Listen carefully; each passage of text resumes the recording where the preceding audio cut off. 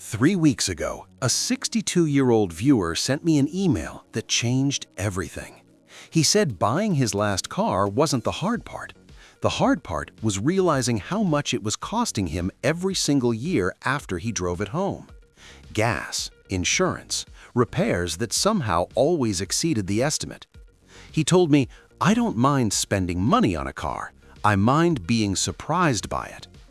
That letter made me look at Tesla's next compact car completely differently. Because the most important thing about it isn't what it promises, it's what it's designed to stop you from losing. Before we go deeper, if you like analysis without the sales pitch, you'll probably enjoy what we do here. So let's talk about why this car exists in the first place. Why older buyers don't trust affordable anymore.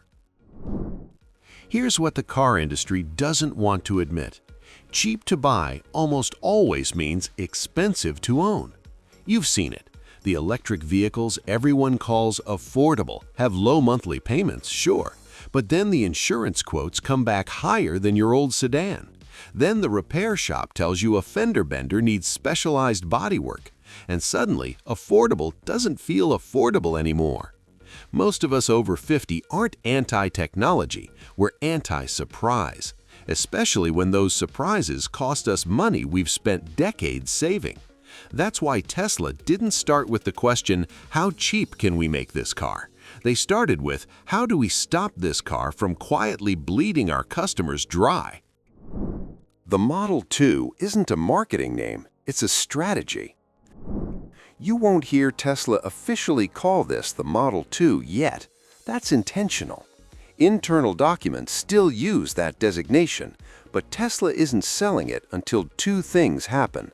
Production is stable and post-purchase costs are under control. If Tesla wanted headlines, they would have announced this car 2 years ago with a splashy event. They didn't. That tells you something about their priorities. They're not rushing to market with promises. They're engineering for the decade after you buy it. And that philosophy becomes crystal clear the moment you look at how this vehicle is actually built. Engineered for ownership, not showrooms. This car doesn't accelerate 0 to 60 in under 3 seconds. It doesn't have a 17-inch vertical touchscreen that rotates. It doesn't have falcon wing doors or a light bar that pulses to your heartbeat. None of that matters when you're 58 and trying to figure out why your current car's check engine light came on for the 3rd time this year. What the Model 2 Senior Edition is designed to optimize is this: fewer things that break, fewer things that need fixing, costs you can predict. The body uses Tesla's mega casting approach, large aluminum sections for the front and rear structure instead of hundreds of individual welded parts. Fewer welds means fewer points where the frame might shift or corrode over time. The bolt-on crash modules are intended to absorb impact and then be replaced without pulling the entire frame. Tesla's engineers are targeting the difference between a modest repair and a total loss. And here's something unusual. The exterior panels use unpainted structural polymer. No chips, no rust concerns, no repainting that hurts resale value. This car wasn't built to impress strangers at a stoplight. It was built with the goal of stopping you from quietly losing money every month you own it. The battery strategy: stable, not spectacular.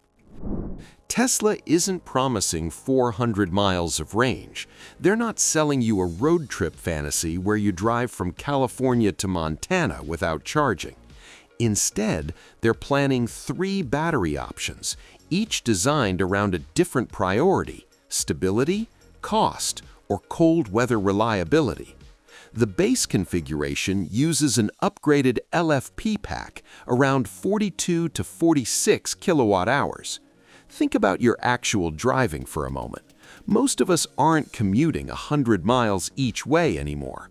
We're running errands, doctor's appointments, meeting friends for lunch. Maybe 25, 30 miles on a typical day. For that kind of use, the Model 2's range projections land somewhere between 183 and 197 miles, depending on driving conditions. That's not impressive on paper. But here's what matters. LFP batteries are designed to handle over 6,000 full charge cycles before showing meaningful degradation. If you drive around 9,000 miles a year, which is typical for drivers over 55, that battery is built to outlast the rest of the vehicle. The second option they're testing is sodium-ion, slightly lower energy density, but it's designed to perform consistently even in cold temperatures down to -4 degrees Fahrenheit. If you live anywhere winter exists, you already know what happens to lithium batteries when it's cold. Sodium-ion is intended to solve that, and the production cost target is roughly 22% lower because it avoids lithium and nickel entirely. But range only matters if charging doesn't take over your life. Charging, designed around real routines. Tesla knows most buyers over 50 aren't going to install a level 2 charger in their garage and reorganize their lives around public charging networks. So the Model 2 is expected to come with a standard 120-volt adapter. You plug it into the same outlet as your refrigerator. Overnight, it's designed to add about 40 miles of range. For most daily driving, that's the target. If you need faster charging, the car is planned to work with Tesla's supercharger network, now tens of thousands of stations across North America. A 20-minute stop is projected to add roughly 120 miles. But here's what Tesla isn't doing: pretending this is perfect for everyone. If you regularly drive 200+ miles in a day, this might not be your car yet. And once you're inside, that same philosophy continues.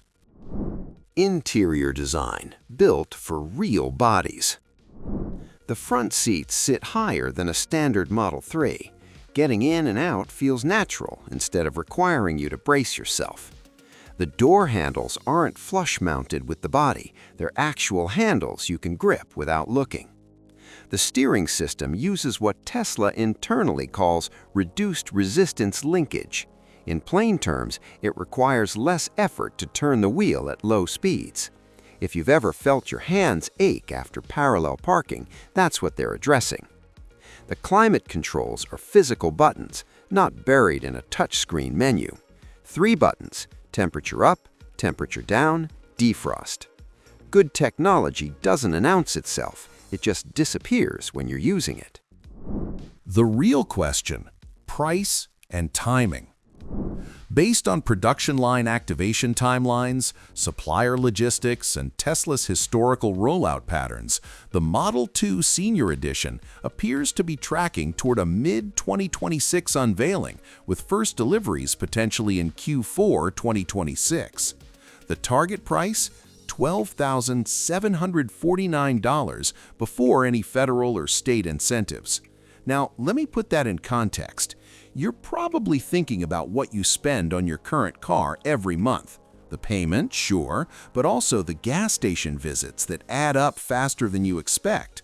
Over 10 years of ownership, Tesla's engineering team has a goal: to make this vehicle cost significantly less to operate than a comparable gas-powered compact sedan when you account for fuel, maintenance, insurance adjustments, and how the car holds its value. Here's what that might look like in your actual life. Let's start with something concrete: 25 miles per day. That's about average for someone who's not commuting to work anymore, but still has a full life: grocery runs, appointments, visiting family. At 25 miles per day, you're looking at roughly 9,000 miles per year. In a gas car averaging 30 mpg, that's 300 gallons annually. At current prices, that's real money leaving your account every single month. With the Model 2, charging at home overnight during off-peak hours, your fuel drops to what amounts to a few extra dollars on your electric bill each month. The difference is substantial. Oil changes disappear entirely. No more scheduling appointments or losing a Saturday morning at the service center. Brake maintenance? The regenerative braking system means your brake pads could potentially last the life of the vehicle. Most owners might never need to replace them. And here's something interesting from early insurance data. Some carriers are showing interest in lower rates for vehicles with simplified crash structures and easier-to-repair components. Why does that matter? Because insurance companies price based on one thing: how much it costs them when something goes wrong. The question isn't whether this car looks cheap on day one. The question is whether it's designed to operate predictably for the next 10 years without surprises. So, who is this car actually designed for? This car isn't for everyone.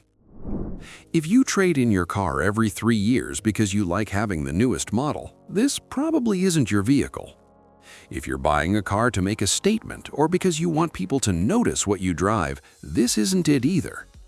But if you're tired of being surprised by repair bills, if you want a car designed to cost less to operate every single month, if you value predictability over performance specs that don't matter in daily life, then this might be one of the most rational cars Tesla has ever attempted to build. It's not designed to be the most exciting, it's not the fastest, it won't turn heads. But it might be the first car in decades designed with the specific goal of stopping the quiet leak in your budget. The production reality check. Now, here's what we know about whether Tesla can actually deliver on this timeline. The production line dedicated to the Senior Edition appears to have completed calibration in late Q3 2025. From equipment tracking, it looks like Tesla installed 2 large gigacasting presses, but only activated one for initial testing. If you followed Tesla's previous launches, you know the pattern. The Model Y in Berlin took about 13 months from line calibration to first deliveries. The Model 3 took roughly 12.8 months. If history repeats, we're potentially looking at deliveries starting somewhere between August and November 2026. Here's what seems different this time around. You probably remember the Model 3 launch, the promises, the delays, the chaos.